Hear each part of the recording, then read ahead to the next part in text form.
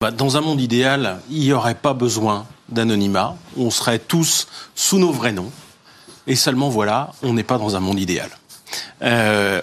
Moi, je suis très présent sur Internet, où je m'exprime en mon nom et depuis toujours. Et ça me va bien, mais j'ai la chance d'avoir des propos qui sont relativement modérés. J'ai la chance d'être un homme blanc. Enfin, vous voyez, j'ai coché toutes les bonnes cases sans le vouloir, hein, mais c'est plus facile pour moi. Ça dépend, il y en a qui diraient que c'est plus suspect, justement. Oui, on vous pardonnera moins de choses. Le fait c'est qu'il y a des tas de gens qui ont peut-être des choses qui veulent dire ou qui leur appartient en termes d'identité, mais qui sont pas prêts à assumer, et parfois pour des bonnes raisons. Parce que, par exemple, on peut avoir des opinions politiques différentes de celles de son patron et pas vouloir se retrouver en porte-à-faux. Ou bien on peut avoir des choses très personnelles, en termes d'identité sexuelle, par exemple, où on n'est pas prêt à sortir du placard. Si j'étais homosexuel et que je voulais pas que ça se sache, mais que j'ai des choses à dire, eh bien, c'est difficile de les dire sous son vrai nom. Parce qu'on le sait, on se retrouve dans des situations de harcèlement derrière ou de problèmes qui peuvent arriver. Si mon patron est homophobe et il découvre que je suis homosexuel, ce que je ne suis pas par hasard, hein, mais s'il découvrait ça, je pourrais avoir des problèmes. Je pense que j'en aurais pas avec mon patron, et de toute façon je le suis pas. Mais vous voyez, il y a des tas de choses comme ça qui n'est pas facile d'assumer et qui est pourtant légitime. J'ai le droit d'avoir les opinions politiques que je veux et j'ai le droit d'avoir l'identité sexuelle que je veux. C'est vrai qu'il y a je pense que le gouvernement confond, notamment par méconnaissance, le pseudonyme et l'anonymat. L'anonymat sur Internet, il n'existe pas. En effet, le gouvernement a totalement les moyens de traquer par les adresses IP, par un certain nombre de données, qui fait quoi. Et je pense qu'on a des hommes et des femmes politiques qui n'ont rien compris à Internet. Alors attendez, je vous interromps. Peut-être que le président de la République a très bien compris. Je pense qu'il n'en fait pas partie. Et justement je pour ça qu'il ne parle pas des propos haineux. Je pense que lui n'en fait pas partie. Je pense que peut-être des gens comme très bien de quoi il parle. Tout à fait. Et il y a le texte et il y a le sous-texte. Mais il y a beaucoup d'hommes et de femmes politiques et d'experts de ce pays qui pensent qu'Internet c'est le Far West et qu'Internet n'est pas soumis aux juges et n'est pas soumis à la justice. C'est faux. Il y avait eu le 18-25, quand il y avait eu l'affaire Nadia Adam, c'était en 2013. Ils avaient beau avoir utilisé... Nadia Adam, animatrice sur Europe 1, voilà. Qui s'est sentie harcelée. Ils avaient beau avoir utilisé Tor. Donc vraiment là, on n'est pas sur du pseudonyme, on est sur un logiciel de masquage d'IP qui est utilisé dans des dictatures par des personnes notamment pour communiquer entre elles et pour faire de l'opposition d'État. Ça n'a pas empêché ces gens-là d'être condamnés à de la prison avec sursis. Il y avait eu le hashtag un bon juif en 2011, je crois, c'est exactement pareil. Ils se sont fait pincer aussi. Donc ces gens-là confondent le pseudonyme et l'anonymat. Mais comment veulent-ils empêcher un pseudonyme ? Facebook avait tenté ce truc-là en 2015, enfin avant 2015, ils avaient arrêté en 2015 parce qu'ils s'apercevaient qu'en réalité, interdire les pseudos, c'est que des gens qui étaient d'une certaine sexualité haute se faisaient littéralement harceler parce que leur nom était donné. Et ils sont revenus là-dessus en partie parce qu'ils s'apercevaient que c'était totalement contre-productif. Et c'est peut-être générationnel, mais moi je suis du début des années 80. Pour moi, Internet, j'ai vu le début, je fais partie des premières générations d'adolescents qui ont connu Internet. Pour moi, c'est constitutif même d'Internet. Il ne me vient pas à l'idée, pour quelqu'un qui a connu Internet au début des années 2000, qu'on puisse séparer Internet de l'anonymat, parce que Internet, c'est un apprentissage. Vous allez passer d'un monde où votre monde se limite à votre famille, à vos amis d'école, à un monde de milliards d'individus. Si vous parlez anglais, encore plus. Vous ne pouvez pas rentrer on ne peut pas imposer aux gens de rentrer dans ce monde-là à visage ouvert comme ça. Ça s'apprend. Moi, j'ai mis des années avant de dire, voilà, maintenant, je m'appelle comme ça, je vais publiquement parler tel que je suis. Mais on ne peut pas imposer aux gens d'enlever ce masque-là, en fait. C'est complètement contre-productif. C'est vrai qu'il y a quelque chose aussi... alors, le fait qu'il ne parle que de... Ce qui est très malin avec Macron, et il nous fait le coup à chaque fois, c'est qu'il prend pour exemple les scientifiques qui ont bon dos, c'est-à-dire qu'il dit, regardez, telle vérité scientifique, effectivement, là, c'est factuel, c'est vrai ou c'est faux. On sait très bien que par extension, c'est un exemple inattaquable, mais en réalité, ce sont d'autres opinions qui n'ont rien à voir avec la science, ou plutôt avec les sciences sociales, qui sont attaquées. Donc, moi, par définition, des vérités qui ne sont pas scientifiques, donc qui ne sont pas démontrables. Bien sûr, moi, je suis attaqué régulièrement par les groupes de soutien de Marlène Schiappa, le groupe du ministère, qui dit que je fais de la fake news. Je ne suis pas scientifique.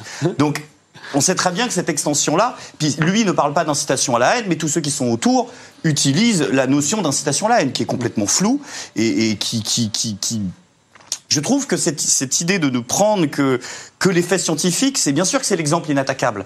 Mais on sait très bien que quand il dit toutes les paroles ne se valent pas, il parle ensuite aux maires. C'est pas des scientifiques, les maires. Donc ils disent la parole comme la vôtre. Non, c'est parce que Macron veut son espèce de démocratie délibérative, c'est comme ça qu'il appelle ça, où la parole des experts, c'est le mot qu'il emploie, est là, et le bon peuple l'écoute et n'a de droit de se définir qu'autour de ça, tout le reste étant des fake news.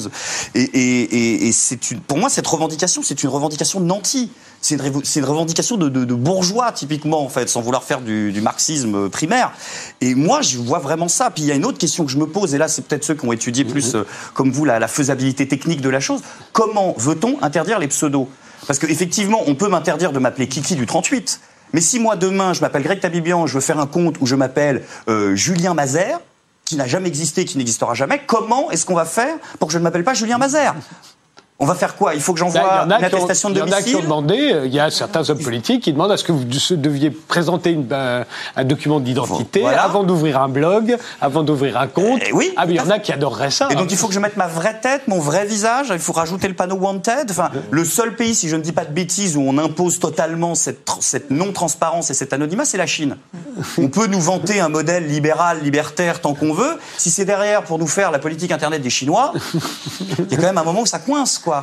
Et ce sont les tenants de la liberté d'expression qui nous disent ça. C'est un petit peu embarrassant, je trouve. C'est de l'état de droit. Comment on fait, techniquement, pour empêcher une personne comme moi de m'appeler Julien Cerise ? Alors, prêt à vous lyncher on n'est pas. Enfin, après, c'est toujours ce degré justement de confiance. C'est-à-dire que ceux qui disent qu'on va lever l'anonymat sur Internet le disent souvent au nom de. Et puis bon, si on était dans un pays où la liberté d'expression est menacée, ok, d'accord, parce qu'ils ont besoin en Syrie, les pauvres homosexuels, de pouvoir communiquer entre eux sans se faire mitrailler.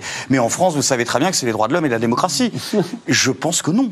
Et je pense d'ailleurs que c'est pas que sur cette question-là. Il y a un vrai schisme en France entre ceux qui pensent que nous sommes aujourd'hui dans un régime libre, égalitaire, démocratique, transparent, inclusif, ouvert, enfin on met tout ce qu'on veut dedans, et ceux qui disent que non. Et ceux qui le vivent et qui l'expérimentent. Si on est pragmatique, l'anonymat, il permet, je pense, 3 trucs. L'anonymat sur Internet. 1, ça permet de protéger sa vie privée. 2, ça permet de bypasser, d'aller outre une censure éventuelle, en France ou ailleurs, je parle en règle générale. Et 3, ça permet effectivement d'entreprendre des actions illégales. Que ce soit contester un gouvernement tyrannique ou que ce soit insulter quelqu'un de façon illégale. Parce qu'illégal ne veut pas dire illégitime. Si vous supprimez l'anonymat, vous êtes sûr que vous allez perdre la première, c'est-à-dire la liberté de protéger sa vie privée. Vous êtes sûr que vous allez perdre la possibilité de passer outre la censure. Et vous n'avez en plus de ça aucune garantie que par contre vous obtiendrez le 3e, c'est-à-dire la possibilité d'empêcher les actions illégales. Tout simplement parce que des fois elles sont légitimes. Donc on sait qu'on va perdre les 2 premiers, c'est-à-dire la vie privée et la possibilité de lutter contre l'oppression, mais on n'a aucune garantie, on a même la certitude, puisque comme on l'a dit, il y a des gens qui n'ont pas besoin d'être anonymes pour entreprendre ces actions-là, on sait par contre qu'on n'empêchera pas le vice qui est les actions illégales. Donc on est perdant. On est en train de sacrifier 2 piliers essentiels de notre droit, de notre liberté individuelle, pour la peut-être éventualité qu'on arrive à empêcher quelque chose, qu'on n'empêchera jamais, parce que je crois vraiment qu'on est dans une société qui est en train de se tyranniser dans la quête d'une folie absolue, peut-être parce que ces gens-là n'ont pas lu René Girard, ces gens s'imaginent qu'un jour nous vivrons dans une société post-violente. Ils sont persuadés qu'un jour il n'y aura plus de violence, qu'on peut empêcher la violence, qu'on peut aussi empêcher les gens d'être cons, on peut les empêcher de dire des choses qui sont fausses. Cela n'arrivera jamais. La société entière est basée sur la violence. C'est malheureux, mais c'est comme ça. Et le mensonge, on pourrait le dire aussi. Parce que et la désignation de bouc émissaire. On canalise cette violence par la désignation de bouc émissaire. Et ceux d'ailleurs qui souvent dans les communautés disent on est pour une société tolérante, ou aujourd'hui dire à quelqu'un tu viens d'où peut être une insulte systémique ou je ne sais quoi, ne se rendent pas compte que ce sont les premiers aussi à déverser des torrents de haine au nom par contre du bien sur des gens et à les exposer publiquement. Tous ceux qui sont pour la levée de l'anonymat et qui vont aller exposer à leur communauté de militants souvent violents, des individus accusés d'être des fachos, c'est exactement la même chose. Nous vivons dans une société violente et ces gens qui veulent éradiquer la violence. Ils ne veulent pas éradiquer les comportements, ils veulent éradiquer la violence en tant que telle. Si vous voulez empêcher les individus d'être violents, il y a le droit, il y a le métier que vous faites, il y a les initiatives que vous faites, que nous faisons tous. Mais on ne pourra pas empêcher la violence. Ces gens-là veulent vivre dans le projet fou